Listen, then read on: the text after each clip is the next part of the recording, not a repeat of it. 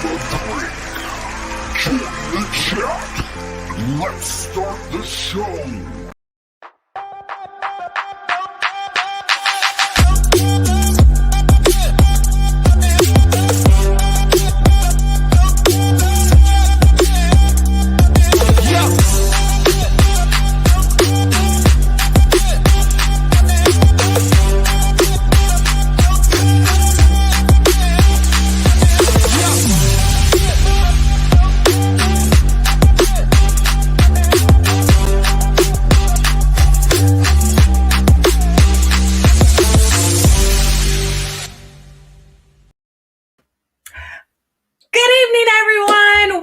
Another episode of the Happy Hour Show with Lindsey Vertner. I am your very beautiful host, Lindsey Vertner. That is me, and I'm so excited that you are here and tuned in for another phenomenal episode of the Happy Hour Show. And listen, I know it's going to be great because my guest is great, and I can't wait to introduce her to you. But first, let's lay some ground rules, okay? Pretty simple. Comment, love, share this video out, all right? Share it, comment, engage with us, because this isn't just me talking. This isn't just her talking. This is us talking. So leave your comments in the comments, okay? Engage in our discussion. Hopefully you have your... I promise y'all, I have not been drinking yet, okay? Hopefully you have your drink ready and you can join in on the chat.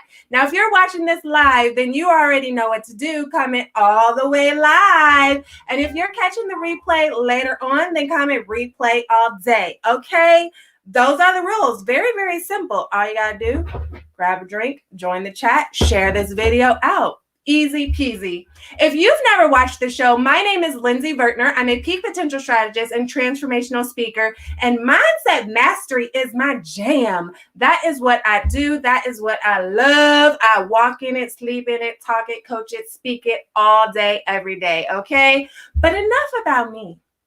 I want to introduce you to tonight's very beautiful guest. Her name is Shereen Thor, and she is a comedian turned coach who slays with hope and humor. So y'all already know that I love her, okay? Because I love to laugh.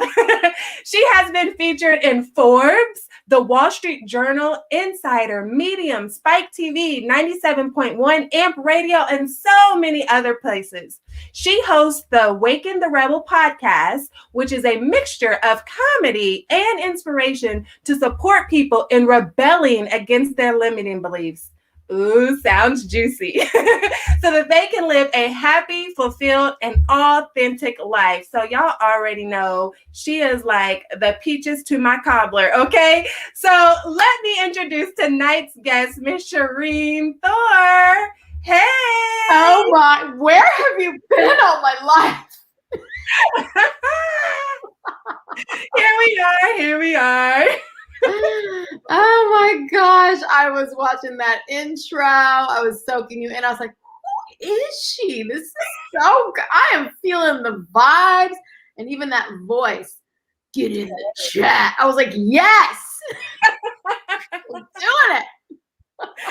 Yes, see, look, already, we ain't even started yet, and we're already having lots of fun. So I know I just gave a snippet of your resume, and we're going to get into more about what you do right now a little bit later in the show. But first, I want you to tell us, who is Shereen really? Like, take us back, way back into time. Peel back the layers and give us the tea, honey. Who are you? Oh, I love this. This is good. Oh, yeah, in there. You're like, we don't want to hear about your business, girl. We want to hear about your soul. Yes. Oh my gosh. Yeah, seriously. Okay, so who am I? You know. I was like the low-key class clown. Like, I was never like overt about it. I wasn't like, oh, I want all the attention, but I would just be like low-key sitting in the back of the class just saying some funny shit, and people would be cracking up. There's pictures of me like 5 years old at Lacey Park over in Pasadena on 4th of July. Like, everyone looks all normal, and I'm like, just like with my tongue out. So I would say like that's who I am, you know? I love your fun vibe because I think if you're asking me like who I was when I was a child, I think just like a free spirit, a goofball. When I was in high school, I was like a dancer and an athlete. I think in college, I was more of like an artist and a poet and a philosopher. Now I'm like an old lady. I'm a wife and a mom. Old lady gang. Yes. Yeah. So, you know, I'm always trying to like, honestly, I'm one of those people, and I'm sure you have people like this watching right now, who's always like, what is the meaning of my life? Like always feeling like I'm figuring out like the truth or like the path or the purpose. I feel like every like 5 to 7 years, I have some big pivot that like changes my entire life. So I don't know, maybe like a seeker, you know? Mm-hmm. Mm-hmm. Now you mentioned a lot of different things. I love that. Well, this is what I heard anyways, is that you march to the tune of your own drum. And I love that because there are enough minions out there already. And we really are soul sisters because, listen, when I tried to be funny, I was not funny. But whenever I was just being myself, apparently people laughed. And I never understood, like, listen to this joke. I'm telling you this joke. And I was the only one laughing at my joke. But then whenever I'm just like talking, then people are just cracking up. And so, yes. No, it's good. I mean, this is my kind of show where we can really center it around fun and joy, and also just kind of like having a free-flowing conversation, like being in the improvisational experience of connection, you know, and chemistry. Like that's exciting to me. That's more fun. I did this one like, interview series a long time ago about like rebelling against the 9-to-5. And there was some of the speakers I interviewed were like just totally my jam, where I was just like riveted the whole time. And some of them were so scripted. I felt so disconnected from them, and I was just kind of like bored. So anyway, I like your style is what I'm saying. Well, thank you. Thank you. I do what I can. Yeah. So you mentioned about being the child that was like, crazy faces in the family photos. What was that like with your family dynamic? Because, you know, sometimes, so first let me ask this. Were you an only child or did you have siblings? I had one older sister. Mm-hmm. Okay. And then how different or similar are you guys? So different. Night and day. Like, who are we? How did we come from the same parents? So what was that dynamic like? Because, you know, sometimes the parents, they're like, everything has to be picture perfect. And so here you are sticking out your tongue in the family photos, so different from your sister. What did that cause in your childhood? Girl, I did not fit. I just did not fit. Like, they were like, what do we do with this weird little girl we got? She is a weird little girl. You know, I am Egyptian. And honestly, like Egyptians, like they're fun and they're cool, but they tend to be very like dutiful and religious. And they tend to be very, very heavy on emphasis on education and socioeconomic status. And so honestly, the framework of value they put on people, just my sister was more like the picture of what they liked. She was better in school. She was more like into the academics, like the newspaper, and just kind of more academia, straight A's, all the things. And I was like homecoming queen, most athletic, didn't really care about the academia aspect of it, was more just like, yeah, sure, sounds good. I'll try to like, I'll do like bare minimum and get like B's, like, you know, some A's, some B's, maybe a C here or there, like, whatever. So, you know, I was just like, they didn't know what to do with me. They didn't know what to do with me. And I think my mom honestly felt uncomfortable with my weird nature until I got voted homecoming queen, and she saw sort of the external validation, and she was like, oh, okay, like there's something to this. I think like Egyptians it's a collectivistic culture, whereas like in America, we're very individualistic. So to them, it's like you are valuable if the community deems you valuable, like what everyone else thinks is like a big deal. And there's this saying like, in Arabic. And it basically means like, oh, what will the people say? Because like that's a big thing, like really worrying about like other people and what they're gonna think of you. And so I don't know, my mom just wasn't feeling me until she saw other people were feeling me, and then she's like, all right, girl, you Listen, we're gonna have so many chats off the show, okay? Because you're gonna be so excited. I'll tell you why. So my husband and I, we're going to Egypt next month. That's a whole nother conversation. Yes, yes. And so like just listening to you, and I'm like, oh yes, yes. Yeah, good for you. That is exciting. Oh my goodness. And so I know that your brand is all about awaken the rebel, and you've already expressed how you were the different one in your family. And so I always talk about living a first class life. And what that means is it's not about how much money you have in your bank account, but instead it's about the quality of life you are creating for yourself. It's about shedding away those masks of fear, those masks of doubt, and walking boldly and authentically in who you are, flaws and all. And so here's the thing. I often say that sometimes we are so busy trying to live up to the expectations of other people and who they think we should be. It damages us emotionally, and that overflows into our physical body. And so with you being so different from your sister and kind of outside of the box, how did that cause like the dynamics between you and your mother? Because I know you mentioned she was kind of uncomfortable until you got that outside validation. And you struggle growing up, you know, trying to live up to her expectations, meanwhile doing what makes you happy. You know, to be honest, I just kind of abandoned my essence in favor of approval from my mom. So it's like, I went to college because I was supposed to. I had like zero interest. I didn't care about academics. I didn't even know what I wanted to major in. I was just doing it because like, okay, my mom would probably disown me if I didn't go to college. I'll go to college, you know? She likely would have wanted me to major in like engineering or become a lawyer or a doctor. And that was like what would have been impressive to her. I would have loved to major in philosophy or dance.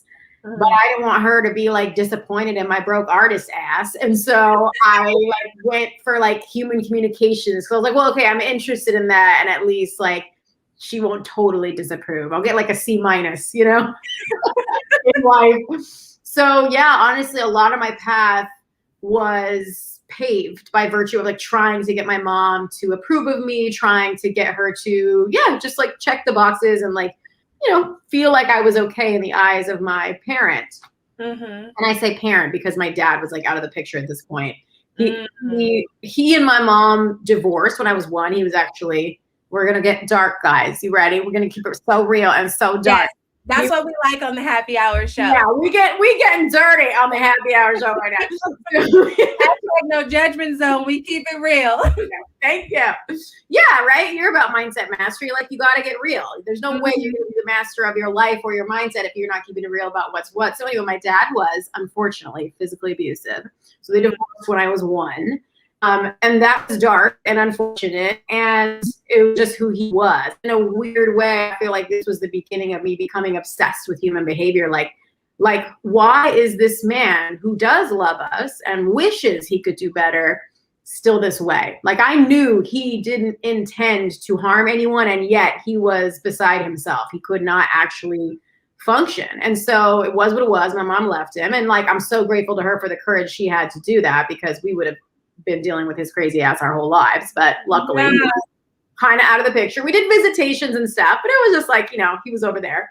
And then he passed away when I was 17. So like, it was really just like my mom and me and my sister. And so anyway, back to your question, I did my best to get her approval until I just got to the point where I had the degree, I had the desk job. And I was like, is this what I did all that for? Like, is this it? Like, I am like not happy right now. Like, I thought this was mama's, you know, yellow brick road to happiness. And I am not feeling this life. I was just so bored, so not engaged, so disenchanted. And luckily that's when I found personal development. I mean, that was like, you know, like you said, like your stuff is personal development, right? It's not like totally like money making and professional development. Like my heart is in personal development as well, because man, this seminar, just like whatever little box I was trying to live in to make mama happy, it literally was like, just blew it up completely.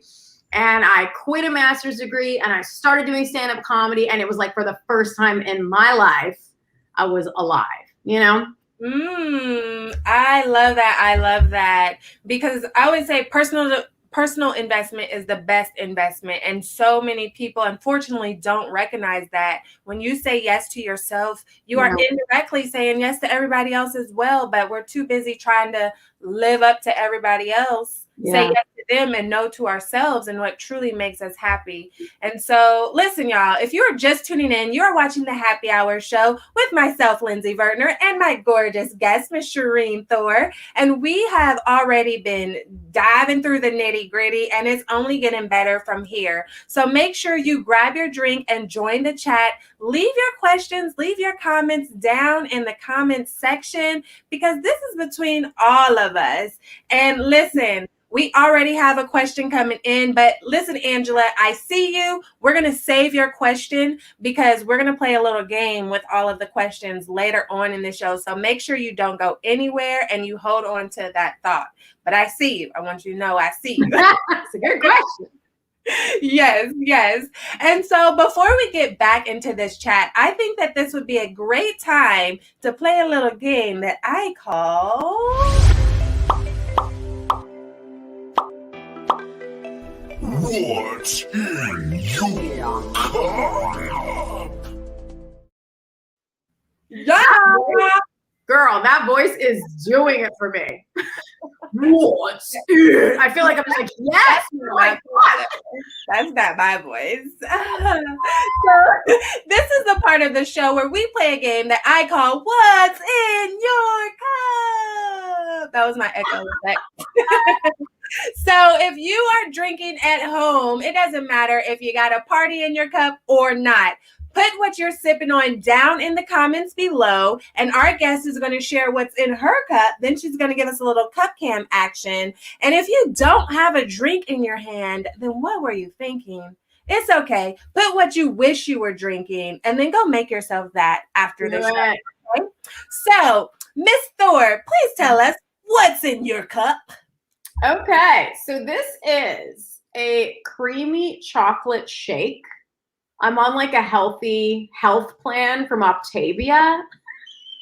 So it is one of their, like, basically I'm losing weight right now. Okay. So it's creamy chocolate shake mixed with ice, water, and spinach, which is why it looks so green.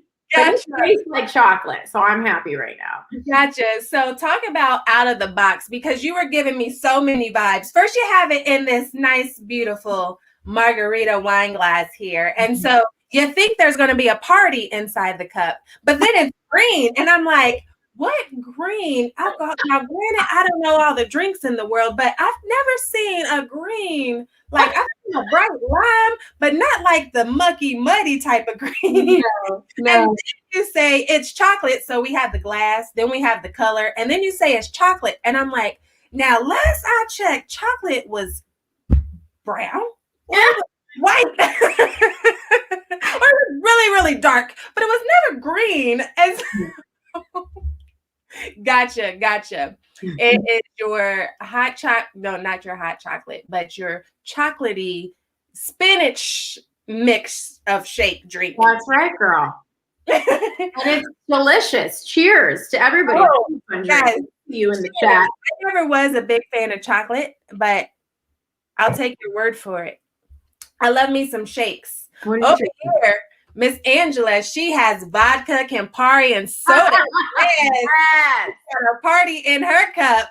Way to party it up. And Miss Renette has Big Red soda. I haven't had a Big Red in so long. Miss Kenitra says she has coffee. Okay. So she's either planning to do an all-nighter, or wherever she is tuning in from, it's the morning time for her. And so for me, I unfortunately don't have a party in my cup. I wanted to put a party in my cup, but I'm on this 6-week, like, healthy fitness eating plan is for a flat abs and a big ass. Like literally. Those are the only goals of this plan. And I was like, that's the fitness plan for me. Flatten the tummy, big in the booty. This is the booty. Love it. And so I am drinking water, and it is not cheat meal, so I cannot have anything fun in my water, but I have blackberry lemonade sparkling water. And so my cup, can you get it? Can you get it? That ass though. That's what I'm saying to me by the time I'm done with this. Well, I hope so. Right now, you are cracking me up right now. I hope my booty gets bigger by the end of this because I'm putting in work. I'm on the 3rd week, okay? I'm trying to pray for you, girl. I will pray for your beautiful booty. Thank you. Grow in all the ways. For your abs to get flat as they possibly can. Yes. Lord, please help Lindsey. This is a serious matter. Over here, Angela says, so much for cutting down on alcohol. Listen, hashtag no judgment zone on the happy hour show. And she says, cheers. And if I drank coffee this late, I'd be up all night. Yeah. I never was a coffee drinker because I usually would do more cream with a splash of coffee. It's so funny because Angela's in my mastermind, and she literally just today was telling me she was going to cut down on alcohol so she could sleep better. I see what you're doing there, Angela. You in trouble, girl. You in trouble. Okay. Listen, and Renee says she can have some of mine. This is great. Listen, if you are tuning in, you can still put what you're sipping on and what's in your cup down in the comments, and we will come back to that. I love it. Let's get back into this conversation, though. Okay, so we just talked about how your father wasn't there due to one being in that abusive state, and then your mom got a divorce, which again, yes, I want to say kudos to your mom as well, because so many women unfortunately choose to stay in those situations and they think that it'll get better, especially when there are kids involved, or they're scared to leave the situation. And so that does take a lot of courage to leave an abusive situation, especially with 2 children involved.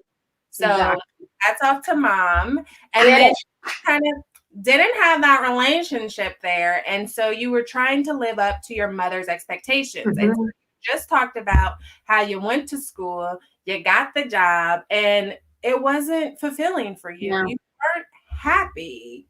And so tell us what that looked like. How did you navigate that space of like, I'm doing all the things, but I'm still not happy? Like, I don't get it. Because unfortunately, there are some viewers out there that are doing all the things, but they're not happy and they can't quite understand why. So how did you navigate through that? Gosh, that is the question, right? I feel like I just remember having this existential crisis moment where I was like sitting in this living room, this big screen TV, this nice house that I lived in and owned at the time.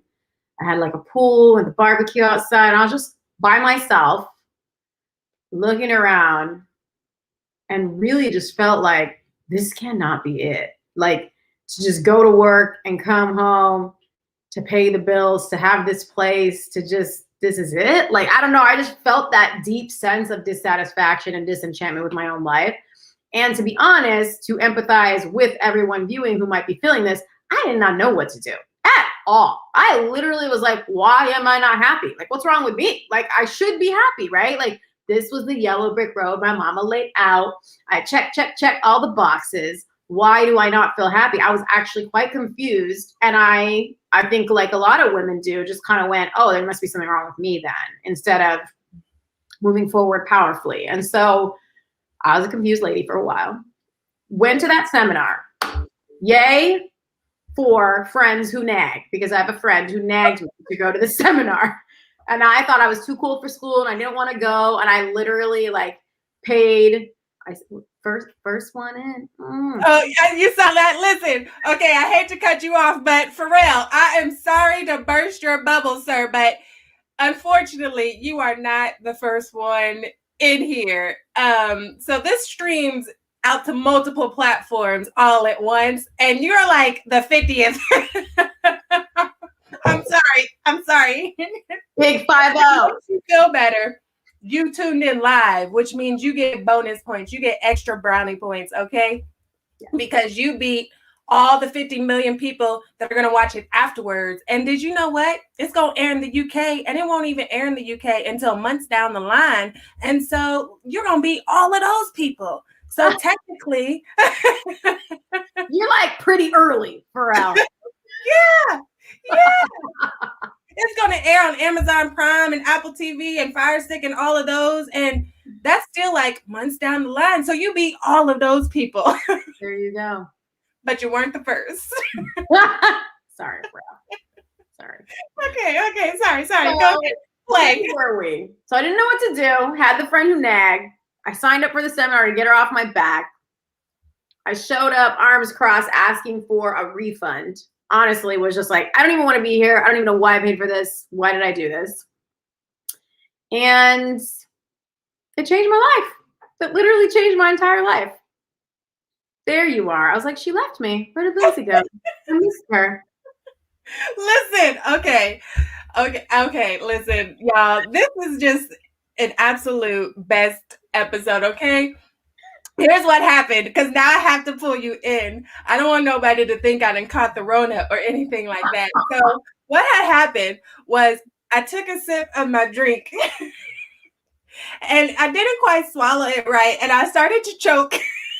I don't know if you saw me trying to keep composure, but I had started to choke a little bit, and I thought that I caught it and fixed it and, didn't die on camera.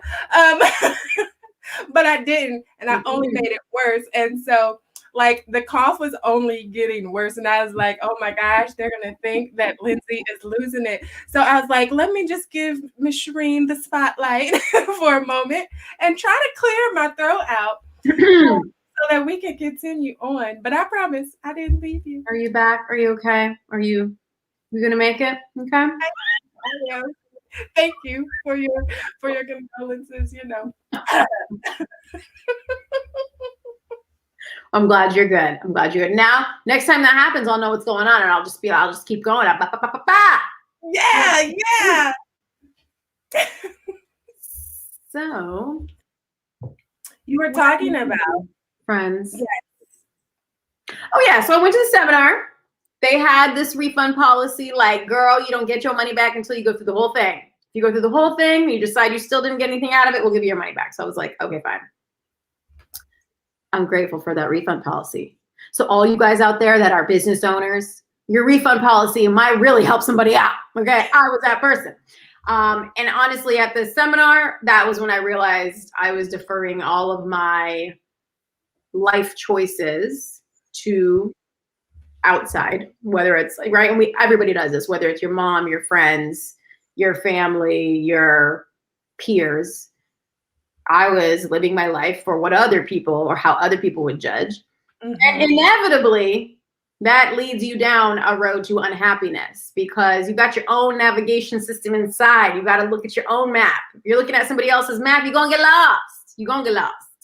And I was lost. And so luckily I sort of slowly found myself through more personal development seminars, getting my own coach, then becoming a coach. It just like more and more and more, it became a world I was obsessed with, because what it did for me was it helped me take off that mask of like who I'm trying to be, to look a certain way or seem a certain way, right? Like seem smart, act right, look right, don't look dumb, be tough, whatever all that crap was. Boom, it was gone. And then I was like my actual self.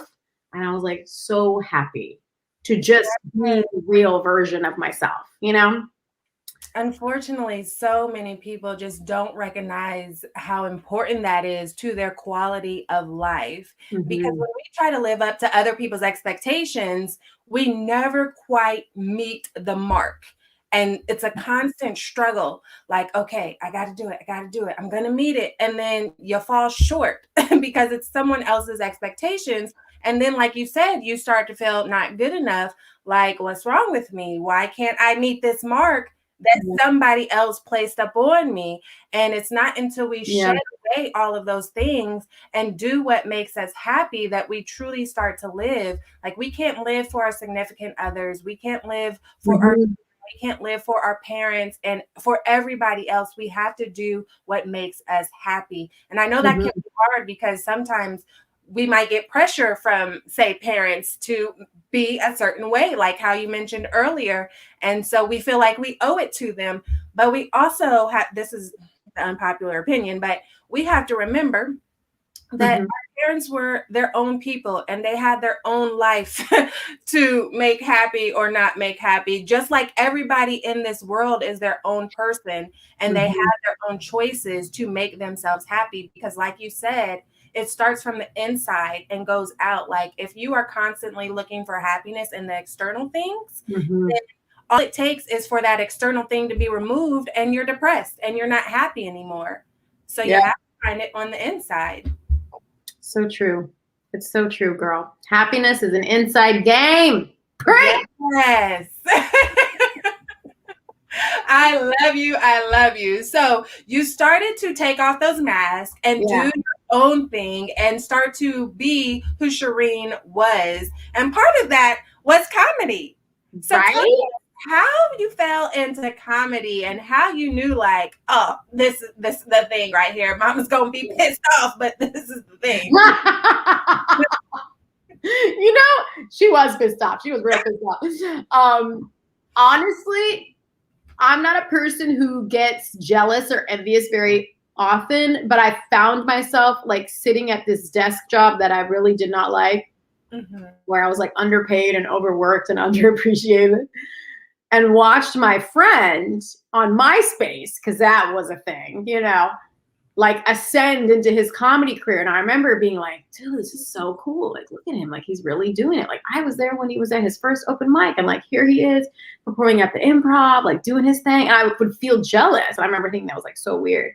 I still didn't do anything about it. And then I went to the seminar, you know, a couple months later, and then they made you make a 90-day goal. This is why coaching and what you do is so powerful, because you have somebody outside of you going, oh, you want that? Okay, cool. What we gonna do about it? It's like so different than when you're just, right? Like me sitting at that desk, being jealous, not doing anything about it.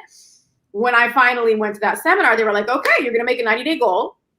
What's your goal? And I was like, I think I'm gonna do comedy. Oh my God. So I made this goal to do comedy 3 times in the 90 days, like 5-minute sets each. So that by the end of the 90 days, I would have gotten up 3 times and I would have like a 5-minute set. And I did it. And like doing comedy for the first time was like literally the most like terrifying thing. I was like, you're just like, so scary. But I did it. And then honestly, I did comedy for like 2 years straight. I just fully was like obsessed with it. I went really hard. I got up like 2 to 3 times a night for 2 years straight. I performed at the Improv, the Ice House, the Comedy Store. I performed at different venues across the US.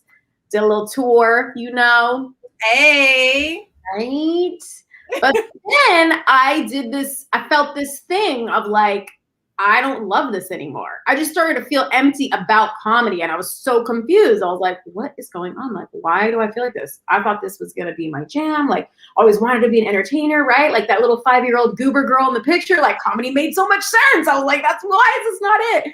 But honestly, I was just so lit by the personal transformation I had of taking the mask off and being the truth that I didn't even want to be like the funny girl. I didn't even want to get up and like write these jokes and like tour and like perform on New Year's. Like that was like the lifestyle aspect of it, where I was like, I don't want to be like a road comic, like up late at night drinking and smoking. Like I'm a nerd. I'm a morning person. Like I wake up at 6 a.m. like for life.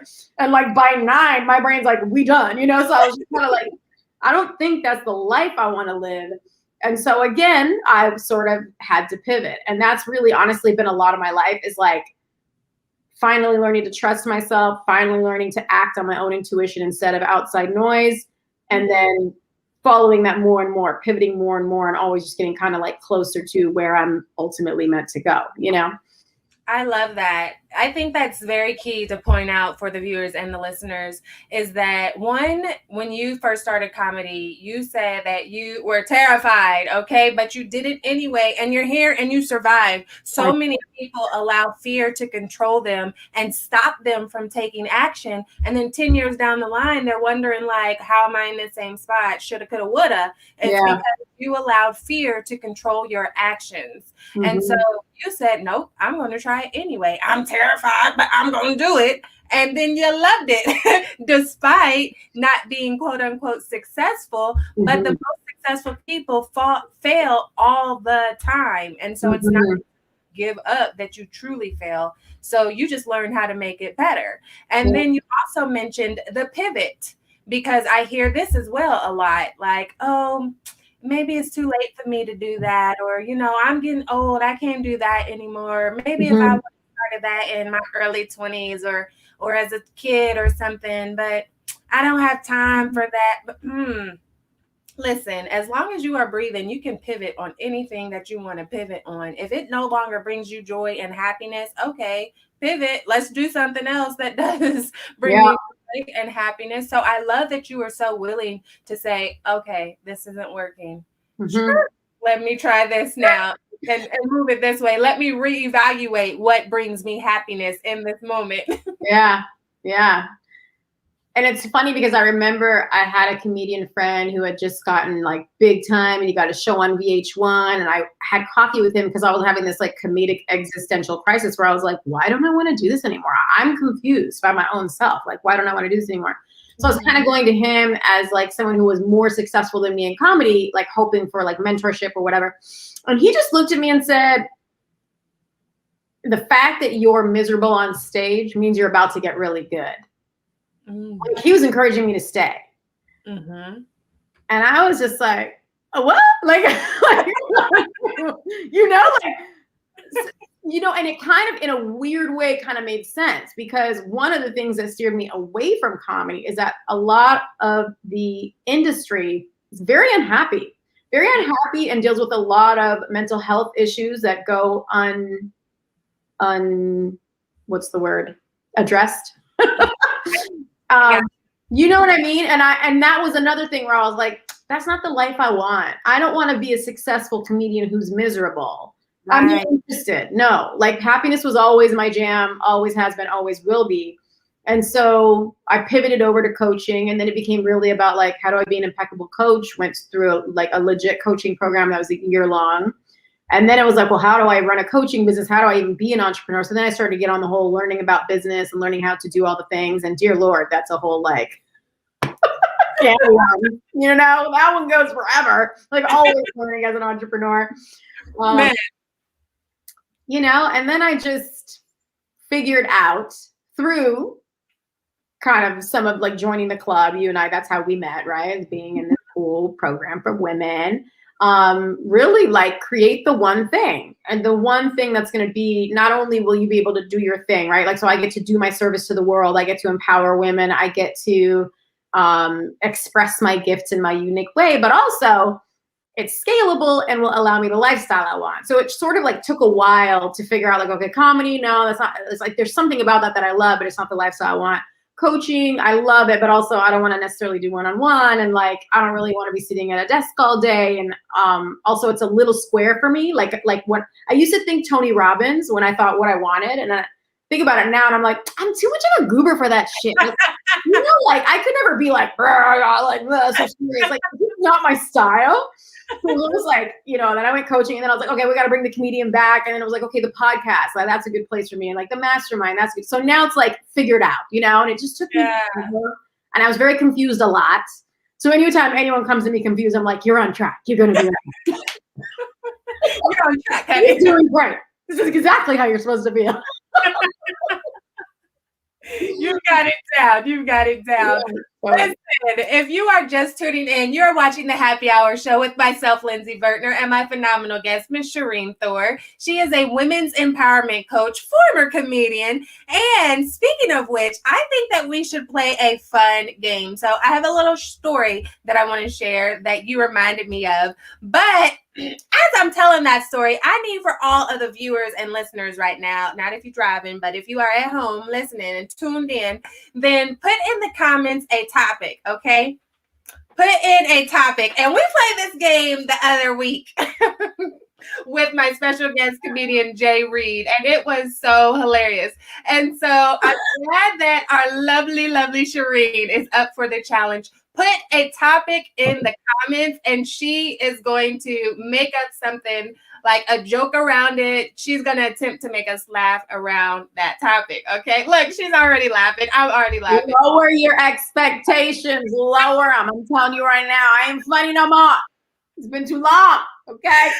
So put your topic in the comments right now. Okay. So while you are thinking of a topic to put in the comments, I am going to share something that I thought of while you were talking about how you didn't want to be, you know, the best comedian, but miserable on the other side of it. It reminded me of this story that I heard a long time ago, and it was about this guy. It wasn't necessarily a true story, but like one of those tales that you tell. But this guy who was just depressed and miserable and was on the brink of like suicidal thoughts and everything.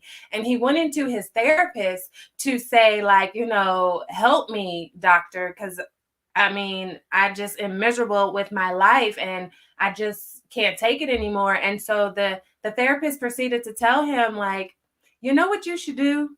You should go down to the store, and on the corner, there's this guy who is the most hilarious guy. He's always there giving shows, making everybody laugh, and he is so hilarious.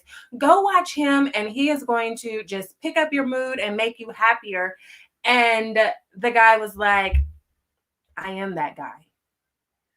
And I just remember that story, and like it always sat with me. Like, I'm sure I didn't say it perfectly correct, but you get the point of it. And it always sat with me because sometimes the happiest people on the outside can be torn on the inside. And so we have to take mental health just more serious in this country as a whole, probably in the whole world as a whole, because like it's just a facade sometimes.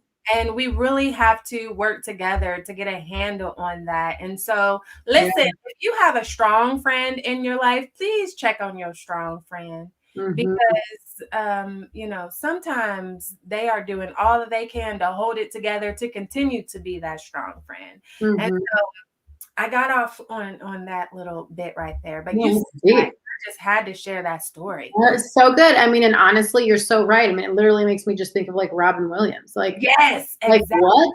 Like how? You know, like America, are you kidding? Mrs. Doubtfire? Like we grew up on like Dead Poet Society. Like what's the Goodwill Hunting? Like how is that deep, beautiful, amazing, hilarious, soulful human that down? Like how did we miss that? I mean, 100%. It's just so confusing because you think it's cool and they're cool and then it's not. So yes.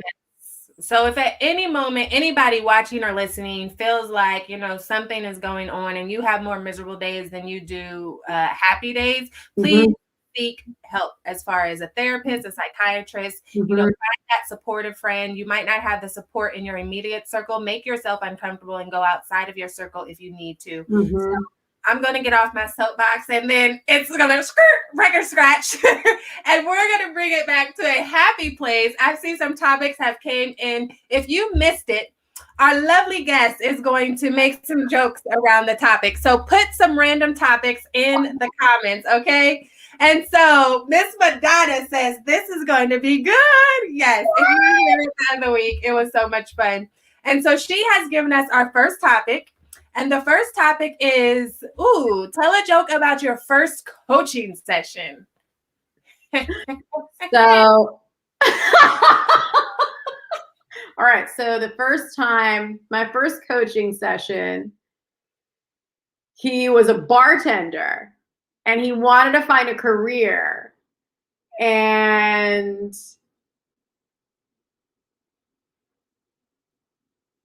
hey, man, it's been a long time since I've written jokes. I mean, literally, I have nothing.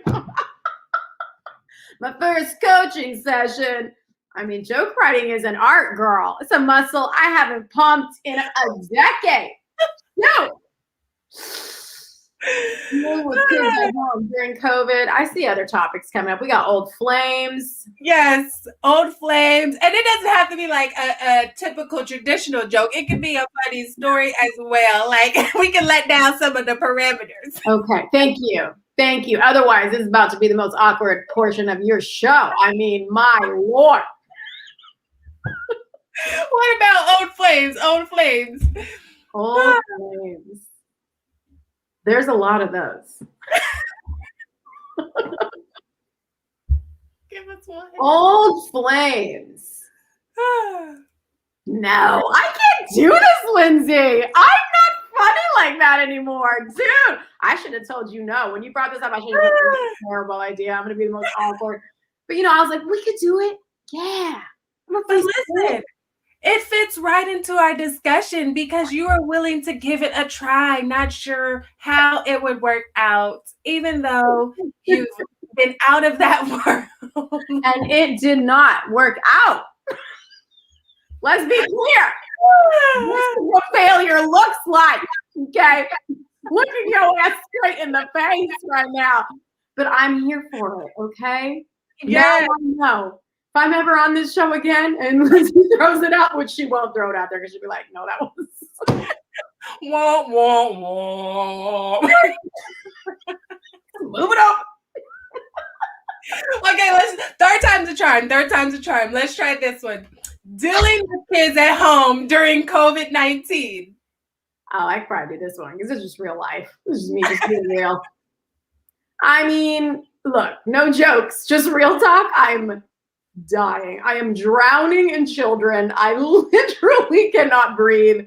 There's a 6-year-old everywhere and there's a 3-year-old everywhere. And I mean, I'm literally right now, I'm at my neighbor's house so that there's peace and quiet so I could do this show with you. Like, yeah. I did not know you were at your neighbor's house all this time. I mean, granted, I don't typically ask, oh, where are you tuned in from? But all this time, I'm sitting here just thinking you're in your living room. And you do have a whole husband and a whole 2 kids. Oh, no. And it didn't even trigger to me. Like, it's awfully quiet. They are well trained over there. Yeah. If we were at my house right now, oh, this would have been like a full-on shit show. Okay, so, but so it looks like somebody wanted coaching. Am I wrong? I'm looking at the chat. Thank you, Angela. Angela's got my back. She's so cute. Okay, but said that's funny. Angela said that's okay. You're still fabulous. Still fabulous. I'll take it. I'll take it, girl. I was just trying to make you guys feel better about being less of a loser than me right now. I mean, you're welcome. Okay. Listen, she is here for the people, okay? Shereen 2024. Renette says, I thought you could help me out. I have a few have popped up out of nowhere. Ooh, she's talking about old flames. Yeah, she's like really like, yo, girl, help a sister out. Some old flames. You know what? Creeping. That might be the perfect pivot because I know that you talk about codependency. I do. And everything and what you learned from having an abusive father and how that translated in your relationships. And so Renette had mentioned old flames as the topic of, humor. Mm-hmm. But she was like, listen, girl, give me some advice. Help! So what did that look like as far as just navigating from, having that model of what a relationship looked like growing up to, you entering your own codependent relationships to you being happily in love with your husband? Yeah, we so hot right now. Okay, so first of all, I'm not sure if I'm butchering the name, but it looks like Renette. So first of all, feel free to give us more context in the chat if you're feeling like, Thank you. I'm cracking up at Lindsey and I and our shenanigans as well. But yeah, feel free to give us more context about these old flames. But honestly, so I'll share, Lindsey, what you asked, and then of course we'll address the old flames that are creeping up. In my family of origin, I learned, so like my mom and my sister both have very dominant personalities. Obviously you are getting to know me right now, right? And I seem very dominant. So you would think I'd be this like bossy chick, but I was the runt, okay? There was mom, there was older sister, and there was little Shereen. So little Shereen learned quick to like be quiet, be super easygoing, make the ladies happy, because they are powerful, badass boss chicks, and you ain't got a chance, girl. You the runt of this litter. And so my family of origin, while I have all this energy and stuff, I learned like the way that you will gain love is by being easygoing. The way that you will gain happiness or harmony is by like not rocking the boat and not disrupting everything, because, you know, let's just make everybody happy, keep it easy. And so learning that, what ends up happening is you become what is called codependent. A lot of people don't even know they're codependent, but it literally is like a relationship addiction. You become like this like hero, this savior who's like always helping people out and like feeling really bad. No, you can't say no because they need you. And it becomes this huge thing that can literally zap your life force. Mm-hmm. And honestly, I lived a lot of my life codependent and it wasn't a problem until I got married and had kids. Even I would say my husband and I were actually had a codependent kind of relationship up until kids. And then this whole dynamic of like me being so chill and easygoing in an effort to make everyone around me happy started to implode, because now I had a baby who really actually needed me. Like it was actually my job to keep her alive, like real talk, you know, like, so, right? So weird. So then, it became different. It became like, oh, well, I can't make my husband happy right now because this is who actually needs me. And, oh, I can't really just kind of like jump into my sister's problems and try to solve them because this is who actually needs me right now. So I had this whole huge identity shift of like, who am I? If I'm not the person anymore who shows up and saves people. Oh, you know what? I just picked up that book, Angela, The Drama of the Gifted Child. Yes, girl. I'm about to. Oh, I didn't even realize. I thought she was still throwing out topics. Yeah, no, it's a good book. Actually. Drama of the Gifted Child and Dysfunctional Family Dynamics. Yes, exactly. So anyway, so the point is, codependency is one of those things that is easily undetectable, but the Mental Health of America, so the Mental Health Association calls it a relationship addiction. So oftentimes you'll see codependence in a relationship with an addict. So the addict is addicted to alcohol or drugs, and the codependent is addicted to the addict, addicted to saving them, addicted to the drama, addicted to being there for them, addicted to fixing them. And so I never got with an addict, right? I didn't have that like sort of quintessential dramatic expression of codependency. However, I was highly codependent. And when you want to be happy, you can't be codependent. Literally, you cannot. You cannot be making everybody else happy and doing everything for everybody else and still, no, like you're emptying yourself out. You're giving it all away, right? I was codependent when I was trying to choose my life path based on my mom's desires. I was codependent when I tried to prioritize my husband's freedom and happiness over mine by taking care of everything at home because that's what I was supposed to do as the woman or whatever weird bullshit constructs were going on in there, you know? So anyway, slowly but surely, through my own depression and unhappiness and just like being confronted with, honestly, how unhappy my life was and starting to go like, how, this is the gift of personal development and all the seminars I went to and all the coaching I received is that I always take responsibility for my results. I don't look and go, oh, my husband's so mean, or oh, motherhood is too hard. I go like, what am I doing to create this? Like, how did I contribute to this dynamic? And slowly but surely I started to see, well, you never really did ask him for any help. You never really did advocate for your needs. And so, but also having compassion for myself and being like, look, that's the plight of the codependent. To a codependent, asking for help is like death. A codependent is supposed to be the strong one. Like, I'm the strong one. I don't need help from you. Let me be there for you, right? And so I was compassionate with myself, but also like over it. I was like, I actually just need to change the way I am operating in my life if I'm ever going to be happy as a wife and a mom and an entrepreneur and all the things. And so that's my big long story. But I feel like we still got to hook her up with talking about the exes. I mean, but it's so true, and it translates across so many different relationships, just that codependent dynamic and how it affects you emotionally. And so it sometimes looks like, not establishing and maintaining those boundaries and always being there to, everybody's hand and foot and needs. And yes, I can help you. And yes. Right. But always no to yourself. And so, I mean, those are some great points. And I think that it flows right into kind of what you do and this whole awaken the rebel, which actually, Angela, you thought I forgot, but no, I did not forget Angela. She says, can you speak a little bit about what made you have the courage to pursue what you love and create Awaken the Rebel? Because we've talked about your dynamics with the relationship with your mother and then your codependency and not feeling happy with what you were doing. And so how did that translate into creating Awaken the Rebel? Man, I have woke the rebel so many times. but the first one was the quitting the master's degree and starting stand-up comedy. That was my first awaken the rebel moment. And what I mean by that is because I was wired as codependent, I think I'm good when I'm doing what others want. And I think it's bad to disrupt, the equilibrium or like rock the boat. And so Awaken the Rebel really was a movement to give myself permission to be bad, permission to be viewed as bad, knowing it's not actually bad, right? Like my deep knowledge, my deep wisdom or my higher self knows there's nothing wrong with me actually following my soul's calling. That's not wrong. But my codependent was like, you can't, how are you doing this right now? Like you need to stay in the mold and this is crazy.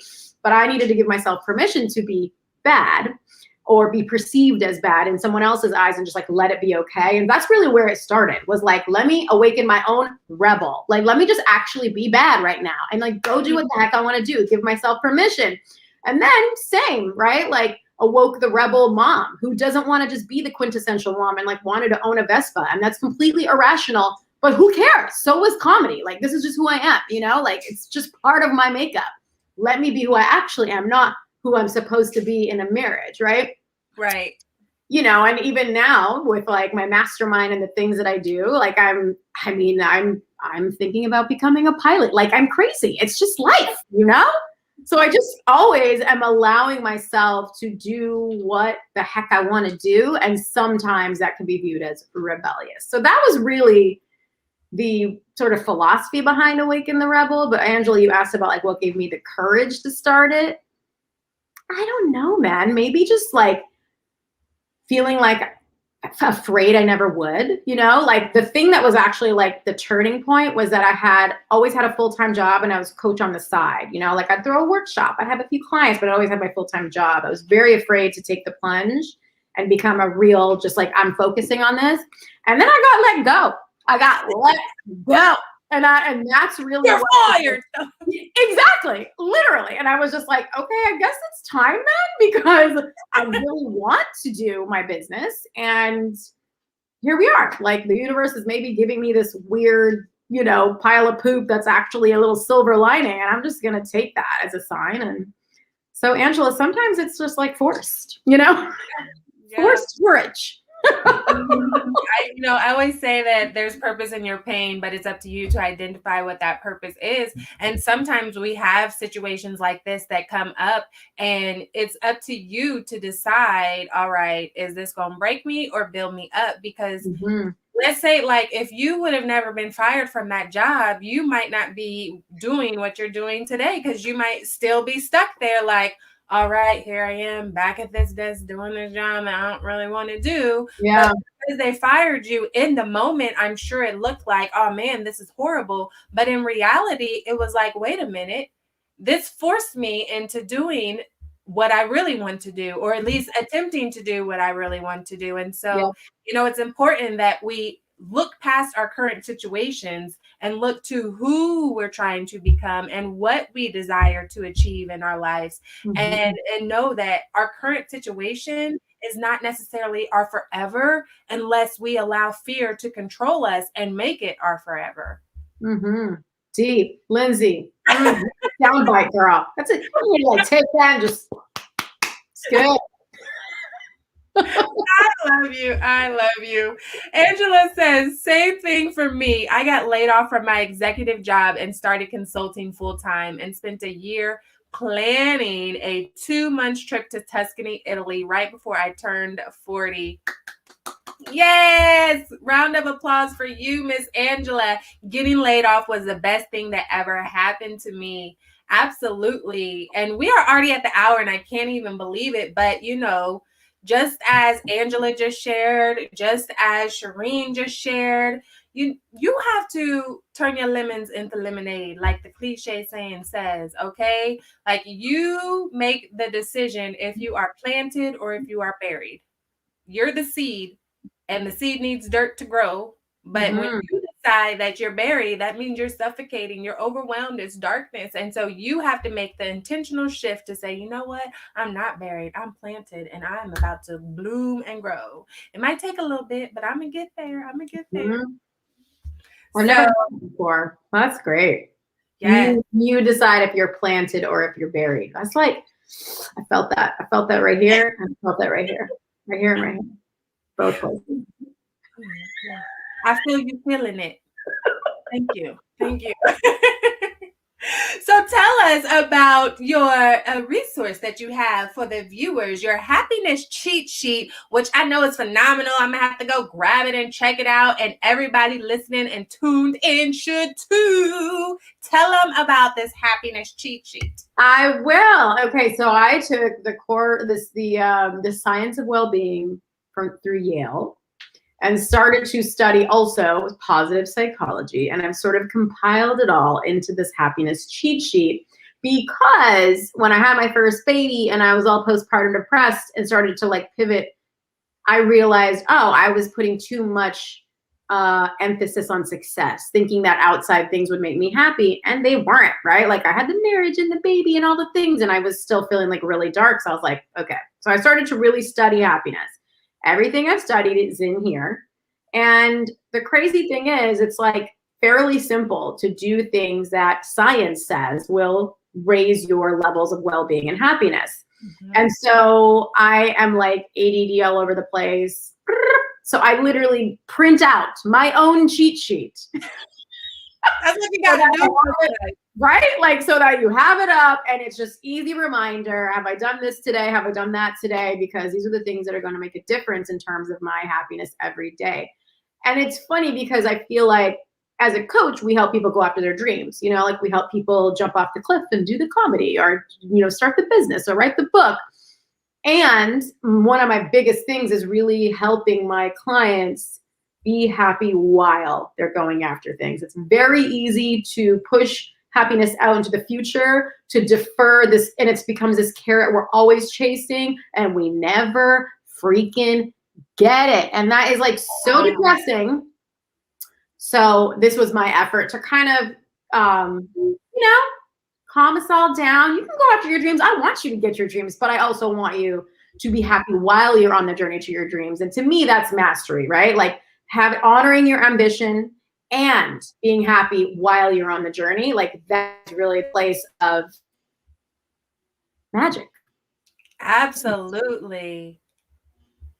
I love it. See, didn't I tell y'all this was going to be another great episode because my guest is simply phenomenal. Isn't she amazing? Oh my God. Hopefully I made up for the lack of hilarity on our improvisational game. I mean, girl, you're just going to have to cut that out. This is what happens, but when you're being authentic and true to yourself, you still made everyone laugh. And that's what it's all about. You made us happy. You made us smile here on the Happy Hour Show. You are officially in the family, okay? You're invited to the cookout. Get you a plate of barbecue, some good food. So listen, grab your happiness cheat sheet at awakentherebel.com/cheat sheet. Okay. So you see it on the screen. I just said it if you're listening. And Miss Angela says, this has been absolutely great. Wonderful way to spend the end of the day. Keep up the happiness work.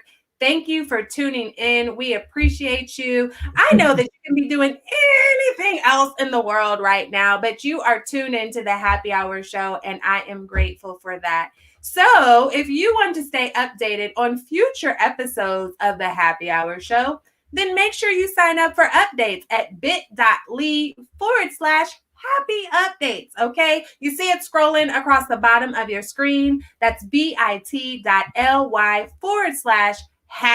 updates.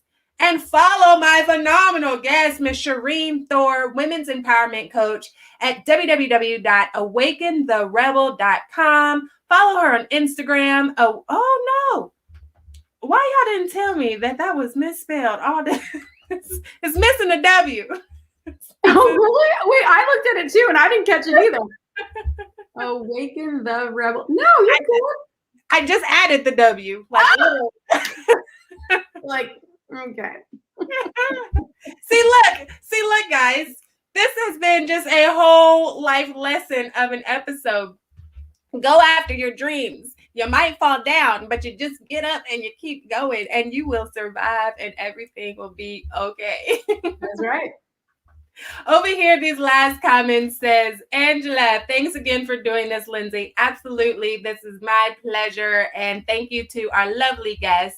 Miss Renette says, great job, ladies. And Miss Angela says, Awaken the Rebel has changed my life. Yes. Stop it. I love it. Oh. Make her ugly snot cry. Yes. The Kim Kardashian cry. Good. No. Make sure you follow my guest, Shereen Thor, awakentherebel.com, and on Instagram at awakentherebel. Download your happiness cheat sheet at awakentherebel.com/cheat sheet. Make sure you sign up for future updates at bit.ly/happy updates, and tune in next Tuesday for another fabulous episode of the Happy Hour Show with Lindsey Vertner, 9 p.m. Eastern. If you're not in Eastern time zone, Google what it is for you. Grab a drink and join the chat. And with that, I pray that everyone has a blessed and abundant evening. Bye, y'all.